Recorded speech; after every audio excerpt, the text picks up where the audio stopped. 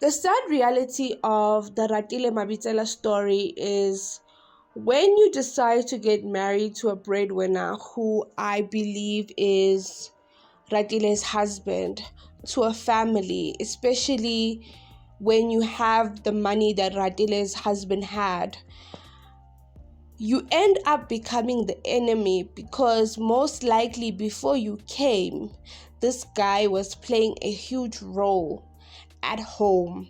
And then you come as a wife and things start changing, and you should not be shocked when the sister-in-laws don't like you.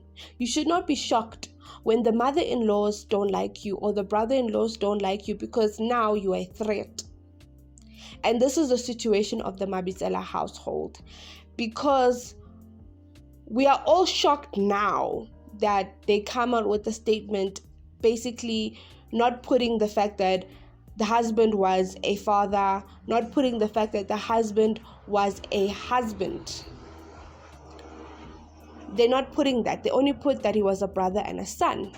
So you're telling me if they can do that on the statement, that means we should not be surprised that Ratile and her kids won't even be allowed at the funeral or the memorial service.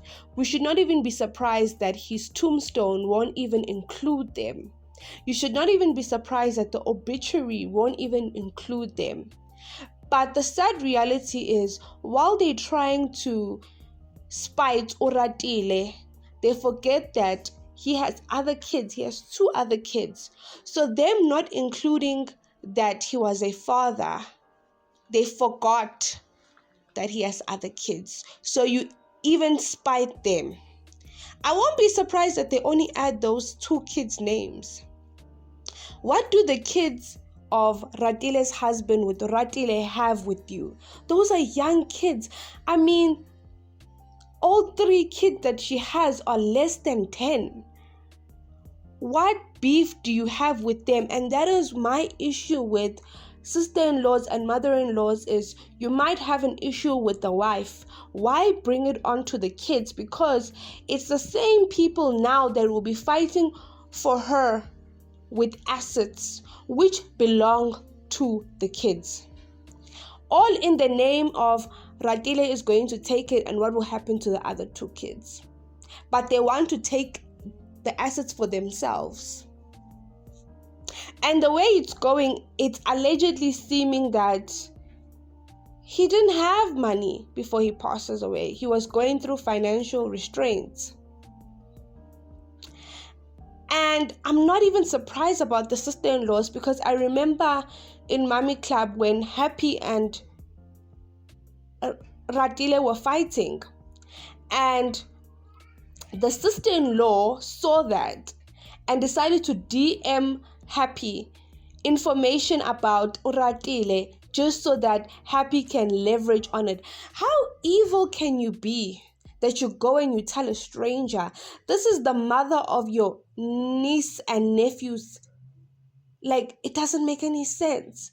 How cruel and evil can you be on that level that you would go to your sister-in-law's enemy and feed her information about what's happening at home? You might not like someone, but why would you go to that extent? That same person could poison you. And Happy was happy enough to basically spear her name on social media and say that, oh, he's cheating and you are doing this and you are doing that. This is what the sister-in-laws are saying. And even now, she's actually someone who commented on the sister-in-law's post. Yeah, she has every right to comment on the sister-in-law's post because she assumes that they're friends and he did lose a brother. But also she's so sneaky, especially how her husband passed away. You know, her husband passed away with a side chick, and she never fully mentioned her relationship with the in-laws and after that, but she's been through that. She's understood the pain of losing a husband and having to raise kids as a single mom.